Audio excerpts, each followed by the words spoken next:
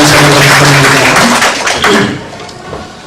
부활절 고난주간을 기념으로 이렇게 기점으로 개봉한 영화가 있는데 일사각오라고 하는 영화가 있습니다. 한국 교회의 상징적인 순교자 주기철 목사님의 일생을 다룬 영화가 일사각오입니다. 병원에 있었기 때문에 아직 저도 보질 못했습니다.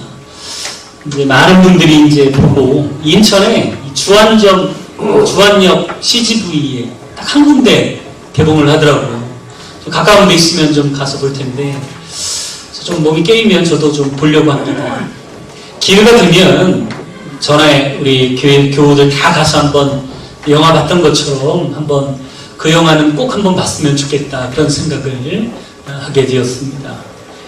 1934년 일제치하에서 신사참배의 강요가 교회를 핍박하고 있을 때에 주기철 목사님은 평양신학교 부흥회 강사로 초청을 받게 됩니다. 그때 그 신학생들을 대상으로 한 설교의 제목이 일사각오였습니다. 죽기를 결심한다 라는 이 일사각오의 이야기가 그 당시에 많은 사람들에게 깊은 은혜와 감동을 주었고, 죽기를 결심하고 신사참배를 거부하고 끝까지 믿음을 지키는 그런 길을 걸어갔던 많은 사람들의 선두주자가 주기철 목사님이었죠. 사실 이것은 그 당시에만 있는 게 아니고 지금 이 시대에도 예수님을 믿고 따르는 우리들에게 동일하게 적용되어지는 그런 각오라고 저는 믿습니다. 오늘 본문에 보면 예수님께서 마지막으로 예루살렘을 향해서 지금 나아가고 계셨습니다. 세 번째 예수님께서 십자가의 고난, 그것을 예고하시면서 오늘 본문의 배경을 32절부터 이렇게 설명하고 있습니다. 예루살렘으로 올라가는 길에 예수께서 그들 앞에 서서 가시는데 그들이 놀라고 따르는 자들은 두려워하더라. 이에 다시 12제자를 내리시고 자기가 당할 일을 말씀하여 이르시되, 보라, 우리가 예루살렘으로 올라가노니 인자가 대제사장들과 서기관들에게 넘겨지며 그들이 죽이기를 결의하고 이방인들에게 넘겨주겠고 그들은 능욕하며 침뱉으며 채찍질하고 죽일 것이나 그는 3일 만에 살아나리라 하시니라. 그러니까 분명 예수님께서는 십자가의 길, 예루살렘으로 가는 그 길 가운데 항상 머릿속에 십자가와 부활을 생각하고 계셨어요. 예수님은 자기 앞에 어떤 일이 일어날지, 어떤 고난과 역경이 자기의 인생 앞에 펼쳐지게 될지를 아셨어요. 그래서 예수님 스스로가 자기 마음에 일사각오의 다짐을 가지고 예루살렘을 향해 나아가고 계셨던 것이죠. 이것은 예수님뿐만 아니라 예수님을 따르는 제자들에게도 동일하게 이런 마음을 가지고 자기의 길을 따라오기를 원하셔서 예수님은 여러 가지 대화 가운데 이 십자가의 길, 예수님이 따라가셨던 바로 그 길을 제자들도 따라가기 위해서는 이런 각오가 필요함을 역설하고 계셨습니다.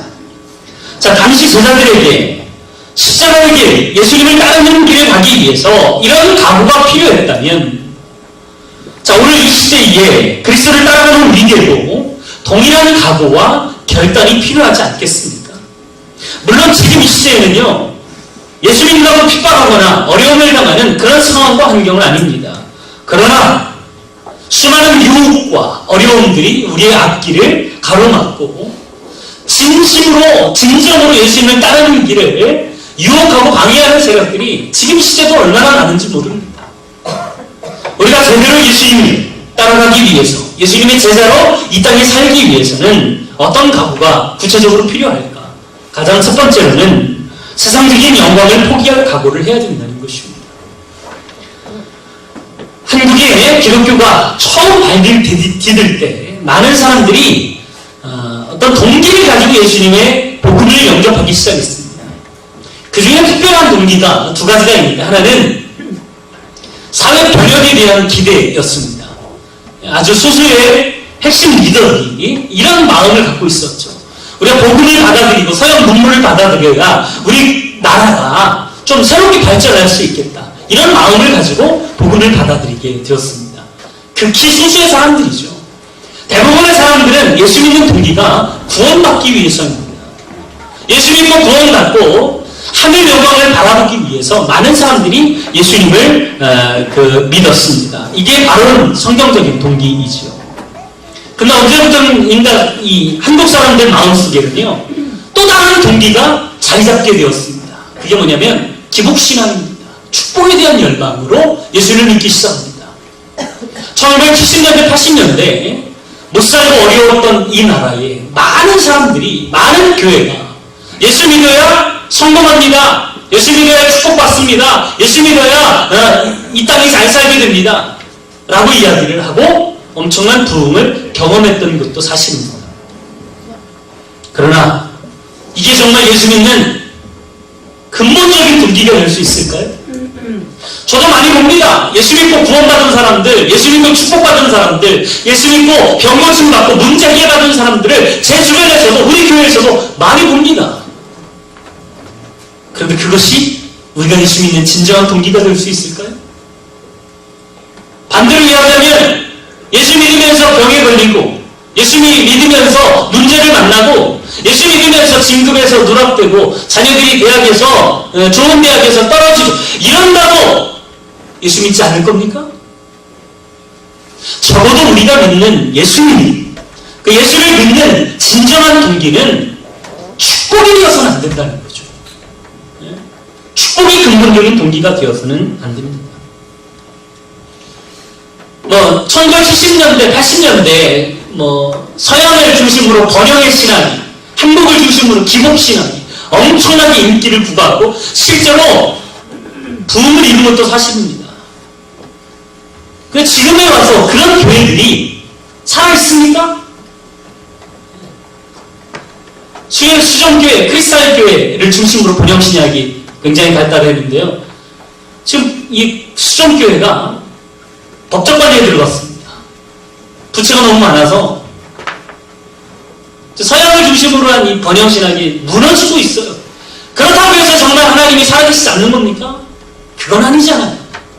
세상적으로 잘 되기 위해서 예수 믿는 것이 아니라 우리가 진심으로 주님을 구주로 믿음으로 하나님께 주신 복을 누리는 건 어쩔 수 없는 일이지만, 복을 받기 위해서, 축복을 위해서 예수 믿는 건 그건 잘못됐다는 거죠.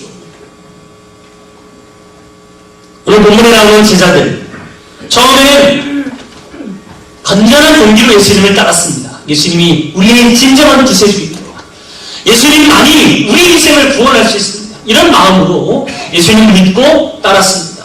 그런데 그러던 와중에 그들이 기적을 경험하게 됩니다.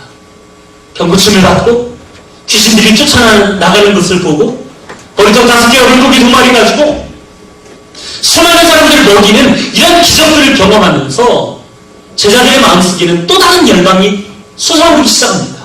이분이라면 로마에서 압제당하고 있는 우리들을 구원하고 이 나라를 진정한 하나님의 나라로, 왕국으로 다시 세울 수 있지 않을까.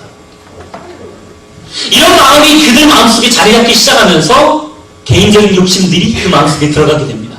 그때 내가 한 자리 차지해야 되는데, 그때 내가 국무총리라도 해야 되는데, 그때 내가 장관이라도 해야 되는데, 예수님을 따르는 최측근 12명의 마음속에 동일하게 이런 마음들이 자리 잡게 되었습니다. 그래서 오늘 본문을 시작하는 35절에서 이 두 제자는 예수님께 이런 요청을 하게 됩니다. 자, 35절 같이 한번 읽어볼까요?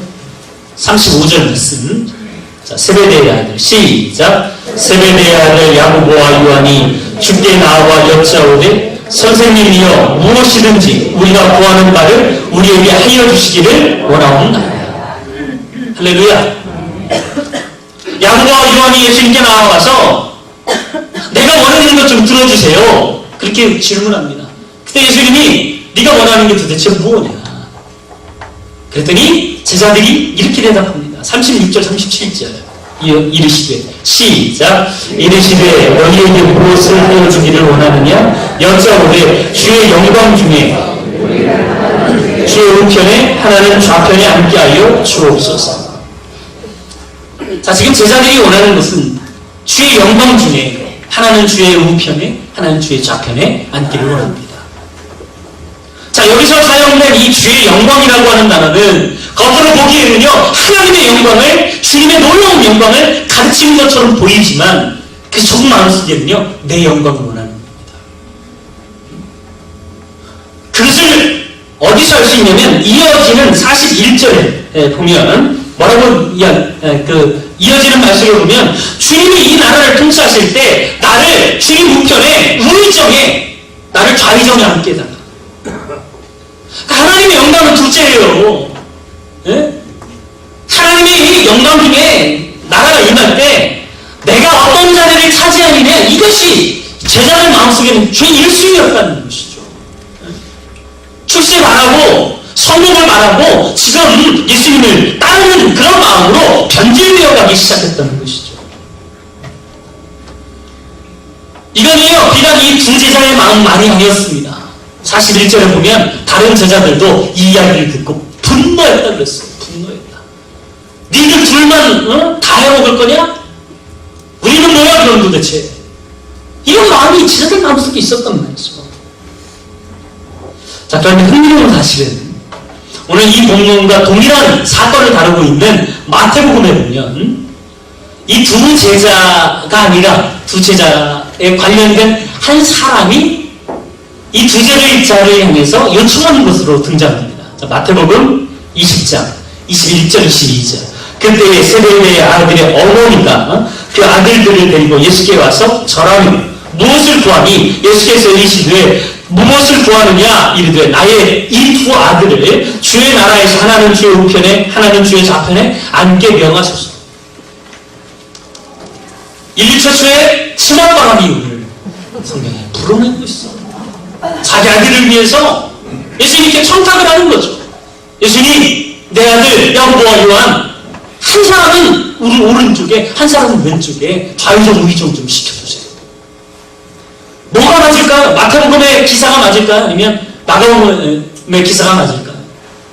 이 성경에 쓰여진 연대를 좀 추적해보면 마가복음이 가장 먼저 쓰여진 복음서입니다. 그리고 나중에 쓰여진 복음서가 마태복음입니다. 마태가 복음서를 기록할 때 다양한 자료들을 참고했는데 그 중에 하나가 마가복음이었습니다. 왜? 마가복음이 가장 먼저 쓰여졌기 때문에. 자, 마가복음을 참고해서 쓰면서 자기가 이 사건을 보니까 마태의 개인적인 의견이 거기에 들어가는 거죠. 이건 두 사람의 얘기가 아니라 엄마의 얘기인데 평상시 이 두 사람의 어머니가 많은 영향력을 끼쳤던 것 같아요. 그래서 마태복음은 이 이야기를 자기 복음서에 기록하면서 어머니를 등장시키는 것이죠. 아마도 이 야고보와 요한의 개인적인 욕심은 엄마의 영향이 컸었던 것 같아요. 여러분, 지금 이 시대도 마찬가지 아닙니까? 네?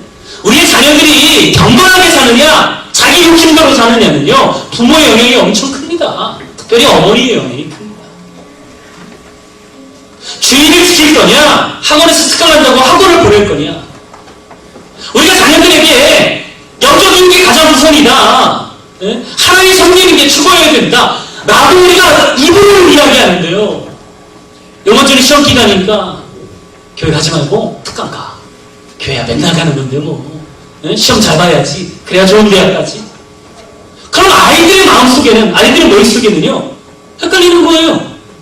아니, 기본으로 분명 주님이 우선이라고, 하나님이 최우선이라고 이야기하시면서 시험 때가 되면 하나님보다 성적이 더 우선이고 좋은 대학이 더 우선이고, 네?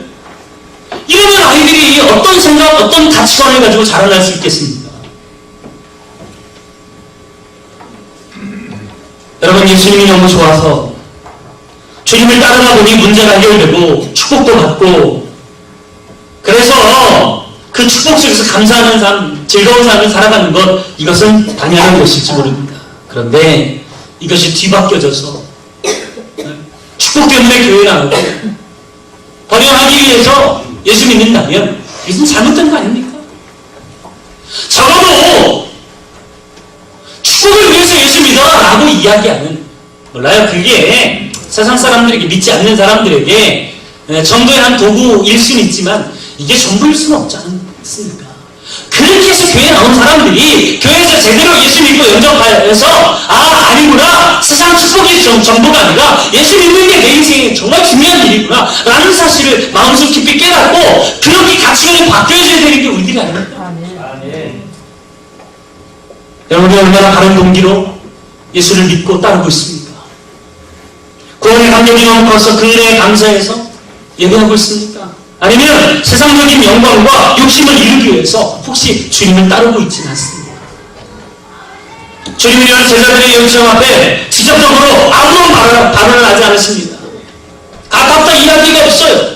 앞날에 책임져 주겠다고 호언장담하지도 않습니다. 그래 나한테 잘해봐 그러면 내가 한 자리 줄게 이런 이야기도 전혀 하지 않으세요. 왜? 예수님은요 이 제자들이 순수한 동기로 주님을 따르기를 원하셨던 것이죠. 다른 가타가타의 이야기 때문에 뭐 나중에 출세하고 나중에 잘되고 나중에 복 받는 것 때문에 예수님을 믿는 게 아니라 나를 구원해 주신 그 은혜에 감격해서 주님을 따르기를 원해서 주님을 그 어떤 대답도 하지 않으신 줄 믿습니다. 저는 우리가 지금 이 시대에 예수를 믿으면서도요 동일한 마음으로 순수한 동기를 가지고 주님을 따라가길 간절히 원합니다. 주님이 좋아서 주님의 구원의 은혜에 감격해서 주님을 믿는 것이어야지. 세상에서 잘 되기 위해서 자녀들이 앞길이 잘 풀리기 위해서 예수 믿습니까? 이건 부수적인 축복일 수 있지만 이것이 근본적인 동기가 되어서는 안 된다는 거예요. 세상에서 혹시 실패하고 세상에서 혹시 많은 물질을 벌지 못한다 할지라도 그럼에도 불구하고 예수님 잘 믿고 믿음으로 살아가는 그 사람에게 하나님은 더 마음과 축복을 빌어주실 줄 믿습니다. 두 번째로 섬김을 각오해야 된다는 것입니다. 예수님은 이어서 제자들에게 자신을 따르는 길이 섬김을 각오해야 된다는 사실을 말씀하고 있어요. 자, 제자들의 이 걸어야 될 길은요 결코 지배하거나 분리하는 그런 자리가 아닙니다. 오히려 섬김으로 가야 될 길임을 예수님께서는 말씀해주고 계십니다. 자, 이 말은 우리가 제자로서의 삶을 살아가면서 우리 속에 있는 이 지배에 대한 욕심을 버리는 것이 결코 쉬운 일이 아니라는 사실을 알려주고 있는 것이죠. 주님은 그것을 아시기에 이 지배의 요건을 극복하기 위한 비장의 한 수를 우리에게 알려주시는데 그게 뭐냐면 섬김이라고 하는 것입니다. 여러분 지배와 권력의 이 욕심은 인간 내면의 깊은 곳에 뿌리박혀 있는 가장 강렬한 욕구입니다. 니체가 이런 말을 했습니다. 인간 존재의 본질을 권력에 대한 의지다라고 이야기를 했어요. 권력에 대한 의지다. 사람은요 가만히 내버려두면 어쨌건 다른 사람들을 지배하고 싶은 욕구가 그 마음속에 자리 잡게 된다는 것입니다. 그래서 관계에서 오는 모든 문제들 가정의 불화, 부부간의 갈등, 고부간의 갈등, 심지어는 친구와의 문제, 직장의 문제, 교회 안에서의 갈등과 문제, 이 모든 문제의 가장 밑바탕에는 지배하고 싶은 욕구가 자리 잡고 있는 것이죠. 지배하고 싶은 욕구. 특히 한국 사람들은요 모든 만남을 계급화하길 좋아합니다. 사람 처음 만나면 뭘부터 얘기하죠? 몇 살이십니까? 나보다 나이가 많은지 적은지를 빨리 알아야 대처를 빨리 하니까요. 심지어는 고향이 어딥니까? 지역이 어딥니까? 어느 학교 나왔습니까? 몇 회 졸업생입니까? 심지어는 군대 몇 기입니까? 해병대 몇 기입니까? 이걸 가지고요 서열을 매겨요. 그래서 자기가 다른 사람보다 나이가 많거나 기수가 높으면 그 사람을 지배하려고 하는 그런 마음들이 많다는 거죠. 이런 지배의 욕심은 끊임없이 우리 마음속에 있어요. 근데 여러분 서양만 가봐도요 이런 게 없어요. 누구를 만나면 1대1 인격적인 관계입니다. 영어에는 존댓말이 없잖아요. 호칭에는 있지만 아이를 만나도요 그 아이가 똑같은 인격으로 그렇게 대화하는 그런 모습들이 있어요. 물론 경로여친 사상으로 어른들을 잘 공경하는 것도 정말 중요합니다. 그런데 이 서열화, 계급화가 결국 무엇을 낳습니까? 이 나라를 이렇게 분열하게 만들고 지역 감정을 갖게 만들고 집단 이기주의로 자기가 아는 사람들, 자기 서열에 있는 사람들을 더 챙기고 그렇게 하는 이런 모든 갈등들이 거기서 나오는 거 아니냔 말이죠. 주님은 당신을 따라오는 그리스도의 제자들에게서는 이런 배교의식, 지배 욕심 이런 것들로부터 자유로워지면 하는 생각에 주님은 지금 그것을 이야기하고 있는 것이죠. 여러분, 그렇다고 아예 자리를 만들지 말라는 이야기가 아닙니다. 조직이 운영되기 위해서는요 반드시 필요한 것이 직책입니다. 그러나 그리스도인들에게 있어서의 자리, 직책, 직분은요 철저하게 섬기라고 주어진 직분이요 자리인 줄 믿습니다. 철저하게 섬기라고 주어진 자리. 결국 그 자리가 지배욕을 충족하기 위한 자리가 되어서는 안 된다는 것이죠. 성도보다는 집사가, 집사보다는 권사가, 권사보다는 장로나 목회자가 더 많이 섬겨야 됩니다. 더 많이 예배해야 되고요. 더 많이 기도해야 됩니다. 근데 이 섬김이라고 하는 것은요 우리가 결단하고 섬기려고 노력하지 않으면요 부지불식간에 우리의 마음이 집에 대한 욕심으로 차지하게 됩니다. 그래서 내가 무엇이냐 대화 안 해준다, 대접 안 해준다, 이런 마음, 섭섭한 마음이 드는 것이 무엇입니까? 나에게 주어진 이 직분, 나에게 주어진 이 직책, 이 자리가 하나님께서 섬기라고 주신 자리라는 이 마음을 잃어버리면, 생각하지 않으면 부지불식한 이것이 욕망이 되어버리고 마는 거예요. 지배의 욕망이 되어버리고 마는 것이죠. 자, 오늘 본문으로 돌아가서 42절. 자, 예수님은 뭐라고 얘기하십니까? 자, 42절. 같이 한번 읽어보겠습니다. 시작. 예수께서 불러다가 이르시되 이방인의 집권자들이 그들을 인문으로 주관하고 너희가 알거니와. 할렐루야. 자, 여기 보면요 세상 사람들의 이 지배 욕구를 여러 가지 단어로 표현합니다. 주관한다, 지배한다, 권세를 부린다, 이런 단어들은요 세상 사람들의 특징입니다. 여러분, 세상 사람들이 뿐만입니까? 우리 마음속에도요 부지불식간에 이런 마음들이 차지하게 되는 거예요. 내가 이런 직책을 가지고 있으니까 다른 사람들은 다 따라야 되고 내 말이 곧 법이고. 절대로 아니잖아요. 이건 세상의 욕심이고 세상 사람들의 특징이죠. 그 다음 절에 보면 예수님을 따르는 제자들이 가져야 될 모습을 뭐라고 얘기합니까? 43절. 너희 중에는 그렇지 않을지니 이건 세상 사람들의 문제이지 너희는 그러지 말아라 이야기하시면서 너희 중에 누구든지 은근히 되고자 하는 자는 너희를 섬기는 자가 되고 너희 중에 누구든지 크고자 하는 자는 섬기는 자가 되고 너희 중에 누구든지 은근히 되고자 하는 자는 너희 모든 사람의 종이 되어야 하리라. 할렐루야. 철저하게 섬김을 강조하고 있는 거예요. 세상 사람들이 가질 수밖에 없는 지배에 대한 욕구, 욕심, 이것을 벗어나 주님이 원하시는 제자의 길을 가기 위해서는 반드시 섬길 각오가 필요하다는 것입니다. 아, 내가 더 섬겨야지, 내가 더 섬겨야지, 이런 마음을 갖지 않고서는요 우리는 부지불식간에 지배에 대한 욕심으로 사로잡힐 수밖에 없는 것이죠. 기쁨만큼 섬김에 살아가는 저와 여러분에게 간절히 바랍니다. 사역의 역할만큼 섬김을 실천하십시오. 섬김을 멈추는 그 순간 우리 마음속에는요 지배하고 싶은 욕구가 자리 잡게 되는 거예요. 이 지배욕을 벗어나는 유일한 방법이 섬김임을 알기에 예수님은 오늘도 우리에게 섬기라고, 섬김을 목숨을 걸고 각오하라고 우리에게 이야기하고 있는 줄 믿습니다. 마지막으로 세 번째, 고난을 각오해야 됩니다. 모든 시대의 제자들에게 의존되는 가장 마지막 각오는 고난에 대한 각오입니다. 주님은 이것을 아시기에 제자들에게 앞으로 찾아온 고난에 대해서 각오할 것을 요청하십니다. 37절, 38절 말씀 같이 한번 읽어보겠습니다. 37절, 38절 시작. 여짜오되 주의 영광 중에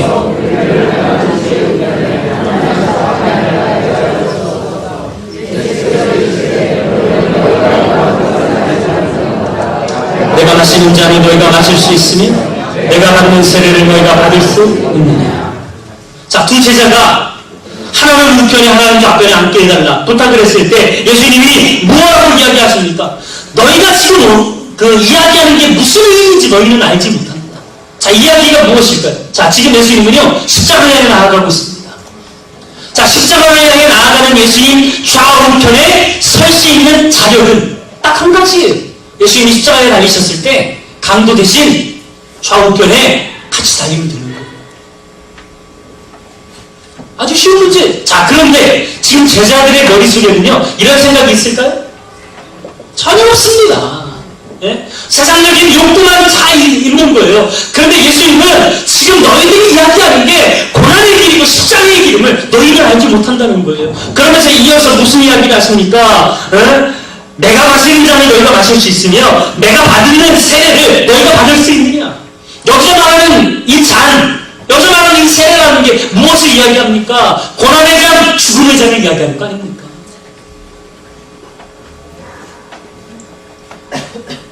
그러면서 39절에 예수님은 예언과도 같은 귀한 말씀을 제자들에게 이렇게 해주세요. 그들이 말하되 할 수 있나이다. 예수께서 이르시되 너희는 내가 마시는 잔을 마시며 내가 받는 세례를 받으려니와.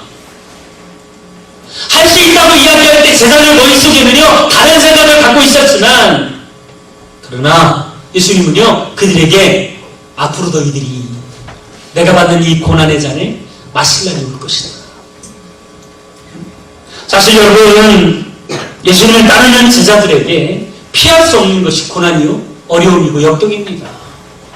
왜? 이 세상은 아직도 세상 권세를 잡고 있는 자가 사단 마귀예요. 그래서 우리가 제대로 예수 믿는 길, 제대로 주님께로 나아가는 길을 계속 방해하고 유혹하고 넘어뜨리려고 합니다. 그러니까 당연히 따라오는 것이 이 문제고 어려움이고 환난입니다. 어떤 분들은요 교회만 오면 머리가 아프대요. 교회만 오면 너무 힘들대요. 그래서 교회 안 나오는 분이 계세요. 여러분, 그걸 이겨야 됩니다. 그게 방해고요 어려움이에요. 이 고난이라는 감당할 각오를 하지 않고서는요 주님이 가셨던 길을 갈 수가 없어요. 그런데 고난이 끝입니까? 아닙니다. 고난 이후에 놀라운 영광을 주님은 분명히 약속하고 계세요. 자, 40절 말씀 보세요. 40절. 내 좌우편에 앉은 것은 내가 줄 것이 아니냐. 누구를 위하여 준비되었든지 그들이 얻을 것이다. 자, 여기서 말하는 내 좌우편이라고 하는 곳은 분명 영광의 자리입니다. 영광의 자리. 하나님께서는 분명 영광의 자리를 약속하고 계세요. 주님의 고난을 받고 그 고난 가운데서도 끊임없이 주님을 향해 나아가는 사람들에게는 반드시 영광이 보장되어 있다는 사실을 이야기하고 있어요. 근데 이 영광이 어떤 영광인지 자세하게는 이야기하지 않으세요. 왜요? 이 영광만을 생각하면서 예수님의 동기가 오히려 이 영광이 되어서는 안 되기 때문에 주님은 제자들의 이 순수한 동기를 오염시키지 않기 위해서 구체적으로 어떤 영광인지 이야기하지 않으세요. 그러나 성경은 다양하게 주님의 이 영광을 이야기하고 계세요. 로마서 8장 18절 말씀이에요. 생각하건대 현재의 고난은 장차 우리에게 나타날 영광과 비교할 수 없도다. 여러분, 분명한 줄 믿습니다. 지금 여러분이 예수 믿으면서 당하는 어려운 고난들은요 분명 주님의 나라에서 주어진 놀라운 영광과는 비교조차 할 수 없는 거예요. 실제로 수정한 집사님이 최초로 순교를 할 때 하늘문이 열리고 하늘에서 주님이 손을 벌리고 그 영혼을 맞이하시잖아요. 이걸 바라보니까 돌을 던지는 그 사람들을 향해서도요 웃으면서 천국 갈 수 있었던 거예요. 수많은 신앙의 선배들이 왜 이 고난을 이기면서 주님께 나아갈 수 있었습니까? 여러분, 주기철 목사님이 가장 좋아하는 성경 구절이 제가 읽은 로마서 8장 18절입니다. 생각하건대 현재의 고난은 장차 우리에게 나타날 영광과 비교할 수 없다. 그분도 지금 당하는 이 고난, 이 어려움을 천국에서 주시는 하나님의 영광 바라보면서 이겨낼 수 있었던 거예요. 주기철 목사님이 순교 직전에 감옥에서 한번 훈련함을 받게 됩니다. 그것이 마지막 일본 순사들의 시험이었습니다. 그렇게 모진 고난과 어려움을 당하다가 자유를 맛보면 마음이 달라지겠지. 또다시 잡혀가기 위해서 신사참배 거부하지는 않겠지. 심사참배하지 말라고 사람들에게 이야기하지 않겠지. 그런 마음으로 석방을 시킵니다. 그때 만신창이의 몸으로 풀려난 주기철 목사님은 옥에서 풀려나자마자 자기가 섬기는 산정현교회로 달려가게 됩니다. 그 교회는 여전히 주기철 목사님의 석방을 위해서 건강을 위해서 기도하는 교우들이 있었습니다. 이 석방의 소식을 듣고 일하던 사람들도 다 몰려와서 예배당을 가득 채웠습니다. 그 자리에는 일본 경찰 특공대가 자리 잡고 있었고 고등계 형사가 그 자리에 함께 참석을 했습니다. 드디어 주기철 저 사람이 사람들에게 이제 신사참배하라고 이야기하겠구나. 얼마나 힘들었으면 사람들에게 그렇게 이야기하겠구나. 이런 마음으로 그 자리에 함께 있었습니다. 그때 주기철 목사님은 마지막 설교로 5가지 종류의 기도라고 하는 설교를 그 자리에서 하셨어요. 내용은 이렇습니다.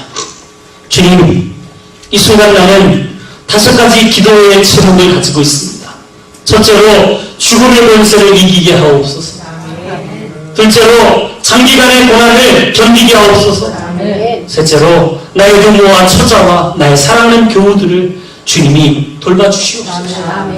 넷째로 의에 살고 의에 죽게 하여 주옵소서.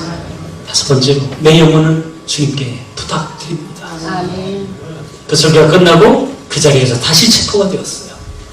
그리고 4년간의 옥살이 그때 결국은 목사님은 세상을 떠나셨어요. 그분의 아들 주광조 장로님이 그 당시에 굉장히 어렸대요.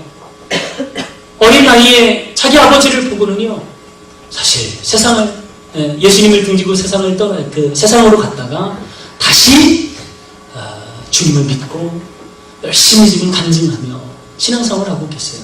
그분의 간증에 의하면 자기 아버지는 그렇게 강한 분이 아니었대요. 마음이 약하고 여리고 두려움이 많고 성도들을 진심으로 사랑하는 그런 분이었대요. 근데 어떻게 이 순교의 길까지 가게 되었을까? 그 이유를 이야기하시면서 그분이 그런 이야기하세요. 아내의 기도였고 성도님들의 눈물의 헌신 기도였고 또 하나는 성령님이 도와주셔서 그렇게 할 수밖에 없었습니다. 아멘. 여러분, 우리가 오늘 이 시간 십자가의 길 가기로 마음을 먹고 다짐해도 이 다짐을 가지고만을 부는 절대로 주님 가신 이 길을 갈 수가 없습니다. 오늘 설교가 참 무겁고 참 힘든 설교였어요. 저도 준비하면서 성도들한테 좀 힘을 주고 좀 용기를 줘야 되는데 이렇게 부담되는 설교 저도 참 하기 어려웠지만 그러나 우리가 아니면 누가 하겠습니까? 아멘. 우리가 주님의 길에 가지 않으면 누가 그 길을 가겠단 말이죠. 아멘. 부담된다고 어렵다고 다 포기하고 그 길 가지 않으면 누가 주님을 따르는 이 길을 함께 할 수 있겠습니까? 아멘. 이건요, 목숨을 건 각오가 필요합니다. 아멘. 그러나 이 각오만은 어려워요. 주님이 도와주셔야 돼요. 아멘. 여리고 힘든 정말 마음 약했던 이 주기철 목사님도 그 길을 가서 정말 주님의 길을 갔다면 우리도 마찬가지 그 길을 갈 수 있지 않겠습니까? 아멘. 왜요? 주님이 똑같이 우리를 도와주셨기 때문에. 아멘. 자, 오늘 설교의 주인공이죠. 이 두 제자. 이 두 제자의 결말을 여러분 궁금하지 않으십니까? 결국 이 두 제자는요, 예수 믿고 구원받고 성령 세례 받고 첫 번째 야고보는요, 12제자 중에 가장 먼저 순교하는 사람이 됩니다. 아멘. 순교의 모델이 됩니다. 목숨을 걸고서라도 예수님을 바로 따르는 그 모델이 됩니다. 요한은 어떻습니까? 요한은요, 12제자 중에 가장 오래 삽니다. 95세까지 살아요. 그러면서 끊임없이 예수님을 따르는 제자들에게 고난을 견뎌야 된다고, 핍박을 이겨야 된다고, 하늘보다 바라봐야 된다고 요한계시록을 통해서 교회를 격려하고 살리는 역할을 감당했던 분이 이 두 제자였어요. 저는 이 두 사람을 보면서 얼마나 오래 사느냐, 이게 중요한 게 아니잖아요. 우리의 마지막이 어떻게 마무리될 것인가, 이게 진짜 중요한 것입니다. 여러분, 주님의 사명 잘 감당하고 주님 앞에 쓰임받았다고 칭찬받는 믿음의 사람들이 저와 여러분에게 간절히 바랍니다. 그러나 우리는 얼마나 피상적으로 적당히 취미생활하는 것처럼 예수 믿는 그런 경우가 얼마나 많이 있습니까?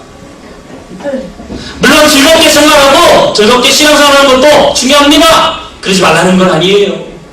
그러나 여러분, 정말 조금 더 진지하게 우리가 예수 믿는 동기를 살펴봐야 되지 않겠습니까? 그리고 그 누가 가지 않는 그 길, 가지 않으려고 하는 그 길, 넓은 길 다 버리고 십자가의 좁은 길, 그리고 주님을 따르는 이 길, 이 길을 가기 위해서 최선을 다하는 저 여러분에게 간절히 바랍니다. 혹시 세상에서 축복받지 못한다 할지라도, 이 세상에서 부자가 되지 못한다 할지라도, 때로는 어렵고 힘든 이 고난이 우리의 삶을 잘 잡고 있다 할지라도 숨기기를 각오하고 주님께 나아가는 저 여러분에게 간절히 원합니다. 그때 우리의 삶을 통해서 주님 영광 받으실 것이고, 우리의 모습을 통해서 도전받고 살아가는 영혼들이 분명 이 땅에 많아지게 될 줄 믿습니다. 같이 함께 기도하기로 합니다. 주님,